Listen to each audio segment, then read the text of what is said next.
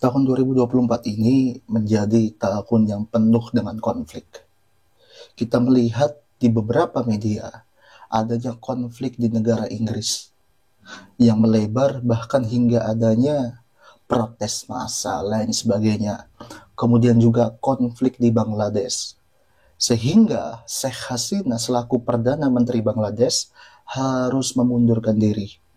Tapi yang menarik teman-teman semua, dari konflik Bangladesh ini justru yang menjadi korban kekerasan, korban intimidasi, bahkan persekusi adalah umat minoritas.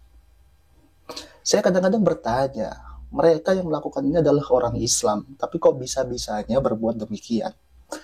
Yang dimana seharusnya Islam adalah ajaran ilahi, tapi justru menjadi ajaran terorisme. Kan begitu. Oleh karena itu, mari kita bahas di channel Celoteh Pemudin. Terima kasih yang sudah menyimak. Mari kita bahas. Rahayu Merdeka. Teman-teman semua, di tahun 2024 ini adalah tahun konflik. Setelah meluasnya konflik daripada Israel dengan Hamas, sehingga timbullah pergolakan-pergolakan di Eropa, bahkan di Amerika. Yang dimana ini diindikasikan, diduga kuat oleh siapa? Pelaku daripada imigran Timur Tengah. Ada satu konflik yang menarik, yaitu tepatnya di Inggris, ketika 3 anak ini ditusuk hingga tewas. Kemudian melebarlah berita di media bahwa pelakunya adalah orang imigran Timur Tengah lain sebagainya. Kemudian hingga menimbulkan aksi protes massa. Nah, kemudian juga konflik di Bangladesh pada bulan Juli katanya kan, mendemo terkait keputusan Mahkamah Agung berkenaan dengan 30% kuota daripada untuk PNS. Kemudian demo di Bangladesh ini melanjut terus melebar sehingga menimbulkan kekacauan yang amat besar. Dan juga hingga akhirnya Sheikh Hasina harus mengasingkan diri ke India untuk mencari suaka. Nah, menariknya teman-teman, di konflik Bangladesh ini nggak hanya Sheikh Hasina, nggak hanya pemerintahan. Kita melihat dari beberapa sejarah konflik, terutama di Indonesia, ada salah satu etnis, agama, atau ras tertentu yang menjadi korban dan kambing hitam. Tahun 98, orang-orang Cina kita lihat di Indonesia. Mereka bahkan harus dihabisi, perempuan diperkosa, kekayaannya dijarah. Dan itu juga terjadi di Bangladesh. Ya, apa orang-orang Hindu yang diduga hanya berdasarkan dugaan mereka mendukung pemerintahan daripada Sheikh Hasina harus mengalami tindakan kekerasan. Bahkan banyak video beredar itu ada perempuan diikat orang Hindu kemudian dicaci maki oleh perempuan bernikob, bercadar. Ya, yang dimana ini tidak mencerminkan Islam itu sendiri, jauh dari Islam. Bahkan juga ada sekelompok bis yang membawa rombongan umat Hindu yang ingin berlindung. Justru malah dihajar mereka oleh orang-orang Islam. Sampai pada akhirnya ada suatu berita dari Tempo itu, kalau nggak salah, ya, yang dimana dinyatakan bahwa sekelompok Islam melindungi warga Hindu daripada amukan massa. Ini kalau kita belajar mantik, ya, sekelompok umat Islam yang melindungi umat Hindu, mereka sadar bahwa pelakunya adalah orang Islam, makanya mereka melindungi. Nah, kalimat ini adalah kalimat perlindungan, kalimat taqiyah, ya, untuk menyembunyikan bahwa dirinya adalah pelaku. Kita lihat di konflik Bangladesh, terlalu banyak korban-korban dari umat Hindu. Nah, sehingga, ya, gak salah juga ketika ada Hindu ekstrim membantai umat Islam di India. Apalagi gereja-gereja di Bangladesh, kuil-kuil dibakar. Nah, oleh karena itu semua itu sebab akibat, asas kausalitas yang berjalan di muka bumi ini. Dan kadang-kadang kita orang Islam ini hanya memframing saja. Ketika keburukan kita nggak boleh ditampakkan, tapi kalau kebaikan kita wajib. Dan juga kalau kekerasan kita kepada orang lain nggak boleh. Tapi kalau kekerasan orang di luar Islam kepada kita wajib digaung-gaungkan. Sehingga menimbulkan mindset perpecahan, mindset pecah belah di pikiran kita. Dan inilah yang menjalar. Nah, menarik daripada itu, yang menjadi sumber konflik di Eropa sejatinya adalah orang-orang imigran Timur Tengah. Dan juga merabaknya daripada gerakan Islamisasi lain sebagainya, ya, yang digaungkan oleh orang-orang Timur Tengah. Bahkan di Inggris, ini berita intelijen yang saya terima dari senior saya, Syekh Taqiyuddin An-Nabhani, pendiri daripada Hizbut Tahrir, berlindung di Inggris. Hati-hati. Sehingga kalau sekarang Inggris konflik, ya itu juga akibat sendiri. Karena apa? Karena mereka juga sering melindungi orang-orang Islam radikal di sana. Bahkan kalau dari info senior saya waktu itu, ketika dia masih bertugas, menyatakan bahwa konflik-konflik yang ada itu kadang-kadang memang orang-orang Inggris yang memainkan. Karena apa? Orang-orang radikalnya dibantu oleh Inggris, dikelola, bahkan dibina dan dipelihara. Contohnya siapa? Syekh Taqiyuddin An-Nabhani. Begitu. Nah, kemudian banyaknya gerakan-gerakan Islam di Timur Tengah, ya, yang mereka imigran ke Eropa adalah Islam-Islam yang, mohon maaf, mereka melarikan diri ke Eropa bukan karena suatu prestasi. Mereka adalah pencari suaka daripada kekejaman orang-orang Islam di Timur Tengah.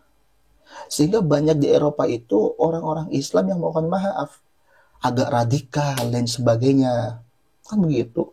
Sehingga pikiran-pikiran yang radikal, contoh pikiran-pikiran Ikhwanul Muslimin, dibawa ke Eropa. Banyak kan beredar itu, teman-teman semua. Suatu video yang katanya sholat di tengah jalan di Perancis, sehingga mengganggu daripada jalan raya dan mengganggu kereta. Padahal di Perancis tuh banyak masjid.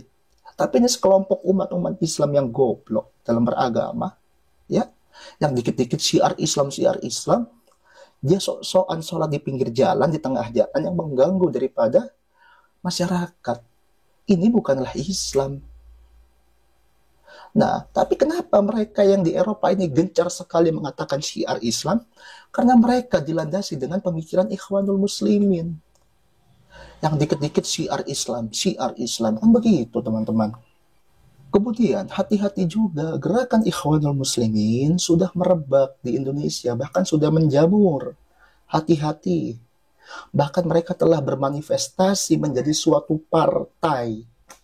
Nah, selain daripada eskalasi konflik yang terjadi di Eropa, kemudian di Bangladesh, sebenarnya kalau teman-teman membaca peta konflik di Indonesia juga sedang terjadi. Konflik ini antara Islam dengan Islam, ya, yaitu dimotori oleh Kiai Imad, juga dengan Robito Alawiyah, berkenaan dengan nasab Habib. Kalau teman-teman membacanya, kalau teman-teman menelaahnya, ini akan menjadi buntut panjang dari pergerakan sejarah di Indonesia. Begitu. Nah, kita kembali kepada konflik tadi di Bangladesh, di Eropa. Sebenarnya yang menjadi sumber konflik adalah apa? Al-Quran. Al-Quranlah menjadi sumber konflik. Ini, mohon maaf, saya bukan berarti menistakan Al-Quran, bukan.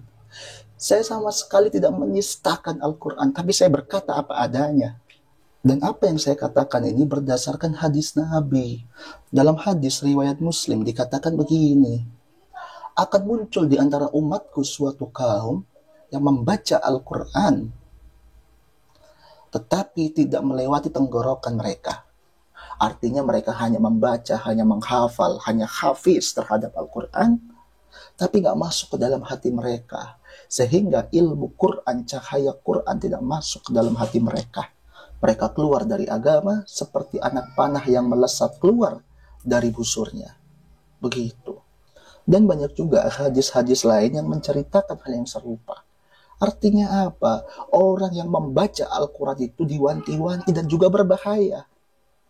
Kalau kita hanya membaca Al-Quran, mohon maaf, kalau kita tidak memahami ilmu Al-Quran, tidak memahami ilmu sababun nuzulnya, maka kita akan menjadi orang radikal. Sehingga saya menyatakan suatu tesis bahwa Al-Quran berkonflik. Pertanyaan, ingat.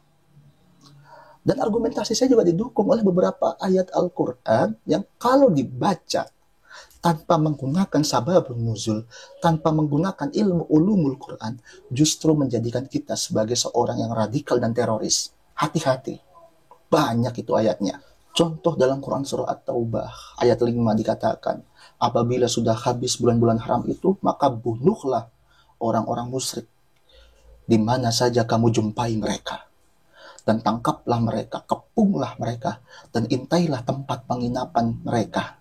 Ya, jika mereka bertaubat, mendirikan salat dan menunaikan zakat, maka berilah kebebasan kepada mereka untuk berjalan. Sesungguhnya Allah Maha Pengampun lagi Maha Penyayang. Ini kalau dibaca tanpa menggunakan ilmu Al-Quran, tanpa menggunakan ilmu sababun nuzul, akan menjadi teroris kita ini. Dan masih banyak ayat-ayat Al-Quran yang lain, kalau hanya dibaca semata, akan menimbulkan kebencian kita sebagai umat Islam kepada umat agama lain. Hati-hati. Oleh karena itu, maksud dari perkataan saya, kenapa Al-Quran menjadi sumber konflik? Karena dalam Al-Quran tidak dijelaskan hal-hal yang lebih mendalam kepada orang-orang awam. Kan kita melihat Al-Quran terjemahan hanya menerjemahkan saja. Ya mungkin ada Al-Quran yang agak mahal, ada sababun nuzulnya, tapi kan hanya sebagian. Sehingga orang-orang yang paham sababun nuzul, ya mereka hanya orang-orang terpelajar. Sehingga Al-Quran ini berbahaya kalau dibaca oleh orang-orang awam yang gak mengerti ilmunya. Apalagi mereka mengerti ilmu, tapi sengaja menyembunyikan. Untuk apa? Untuk kepentingan mereka. Orang-orang yang dikit-dikit berbicara Al-Quran ini dikhawatirkan oleh Rasulullah. Dalam hadis Bukhari dikatakan bahwa sesungguhnya yang paling aku khawatirkan atas umatku adalah seorang munafik yang pandai berbicara dengan Al-Quran. Hati-hati teman-teman semua, ya. Saya tidak mengkerdilkan daripada eksistensi Al-Quran, tidak mengkerdilkan daripada kesucian Al-Quran, sama sekali tidak. Tapi yang saya nyatakan, Al-Quran sumber konflik. Karena apa? Di dalam ayatnya banyak ayat-ayat peperangan, banyak ayat-ayat pembunuhan, ya, seruan berjihad dan sebagainya, bahkan memusuhi umat agama lain, yang dimana ini kalau dibaca tanpa memiliki ilmu sebelumnya akan menimbulkan suatu pemikiran yang radikal dan teroris. Hati-hati. Itu teman-teman semua. Masih banyak ayat-ayat yang di sana. Sehingga kita gak heran ketika saat ini di Bangladesh orang Islam menghajar orang-orang Hindu. Ya, karena apa? Di Al-Qurannya juga begitu. Apalagi banyak orang-orang Islam yang munafik. Ketika sudah diberikan oleh Tuhan suatu petunjuk tapi gak dipakai. Kan begitu teman-teman semua. Hati-hati. Kemudian juga apa yang dikit-dikit menyerukan kita harus menjadi Islam, kita harus menjadi syariatul Islam, mendirikan syariat Islam, menegakkan syariat Islam. Dia hanya membaca sebatas Al-Quran, tidak memahami isinya. Yang dimana Al-Quran itu sebagai sumber daripada bagaimana kita menghidupi masyarakat, ya, yang majemuk, kemudian kita menjalankan roda pemerintahan sesuai dengan keinginan orang banyak. Dan juga Al-Quran memiliki prinsip dasar yang gak mungkin berubah. Hanya itu saja. Sehingga jika saat ini ada sekelompok masyarakat yang menegakkan syariat Islam, menggaungkan syariat Islam, bisa dikatakan bahwa dia hanya membaca Al-Quran, gak memahami Al-Quran. Hati-hati teman-teman semua. Dan juga teman-teman, di Al-Quran itu masih ada ayat-ayat perbudakan, ayat-ayat diskriminatif. Sehingga mohon maaf, banyak sekali sekelompok masyarakat yang membenci Islam atau Islamofobia karena Al-Qurannya begitu. Nah, ketika ada sekelompok orang-orang Kristen, non-Islam, yang mengkritik Al-Quran, dikatakan sebagai apa? Musuh Islam. Padahal itu kita harus terima kritikan itu, dan betul kritikan itu adanya. Contoh dalam perbudakan. Karena kalau kita baca Al-Quran itu, Al-Quran diturunkan hanya semasa Nabi hidup, dan Nabi hidup itu masih ada perbudakan. Tetapi kalau kita telaah lebih dalam, Al-Quran ada semangat-semangat, spirit-spirit untuk membebaskan manusia daripada perbudakan. Bahkan membebaskan budak adalah salah satu tebusan daripada kafarat atau tebusan dosa. Kan begitu. Tapi kenapa di Al-Quran masih ada ayat perbudakan? Karena pada zaman Nabi masih umum itu tentang perbudakan. Tapi sekelompok orang-orang Islam yang mohon maaf jahil ini menolak akan hal ini, mengatakan bahwa perbudakan adalah hukum Allah. Barang siapa tidak berhukum dengan hukum Allah, maka dia telah sesat, kafir. Kan begitu dalilnya. Subhanallah.